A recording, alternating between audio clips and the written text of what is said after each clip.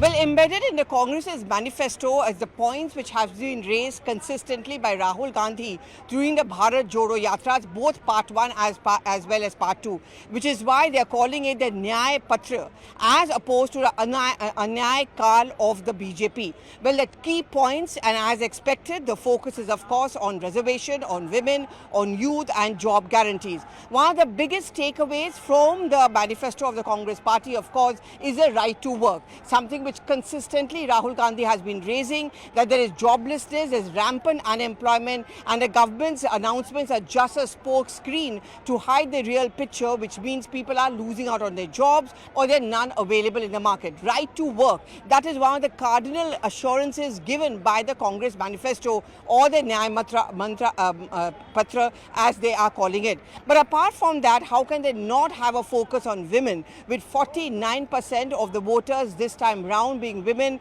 Women empowerment is also one of the key points of the Congress manifesto, which is why they've come out with the Mahalakshmi scheme, which means 1 lakh yearly money into the account of a poor family, which actually will go to the oldest woman member of that family.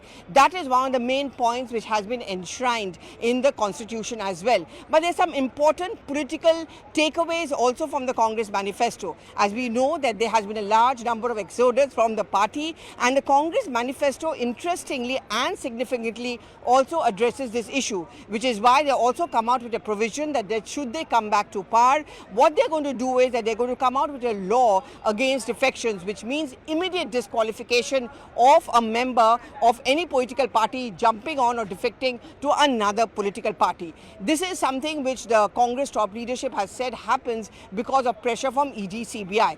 ED CBI has also, and judiciary has also found its way into a Congress manifesto when they said that they are actually going to come up with a National Commission for Judiciary to ensure that judiciary is free, fair and non-partisan. They are also going to ensure that investigative agencies are not cherry picking. ED and CBI are not going to be caged parrots. They are going to work independent of any kind of a political pressure.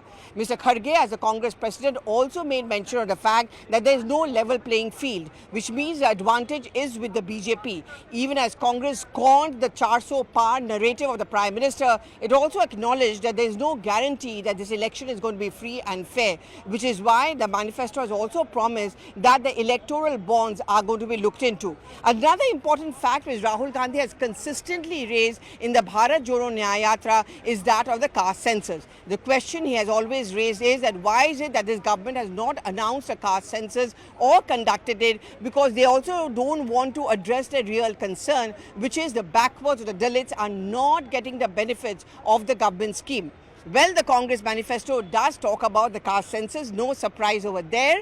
But what they are also talking about is the fact that there will be reservation beyond at 50% for the Dalits as well as for the backwards. This is also a very important fact. On the foreign policy, it also talks about a robust policy, not just chest thumping. It's going to talk about the China issue and come out with a robust foreign policy on that. So these are some of the main points of the Congress manifesto, which is built on the fulcrum of a free, fair democracy and also protecting and respecting the constitution. Of course, the question arises is that do manifestos actually emerge as a game changer?